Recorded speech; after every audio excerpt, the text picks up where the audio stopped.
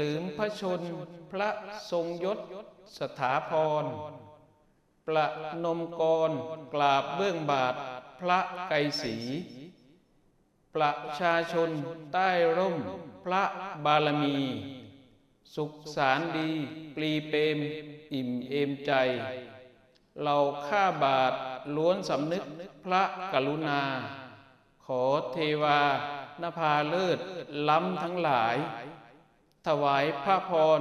พระมิ่งขวัญเหล่าชาวไทยเฉลิมสุขฉลองชัยนิรันดร์การด้วยเกล้าด้วยกระหม่อมขอเดชะข้าพระพุทธเจ้านายสิริสินเพียรแก้ว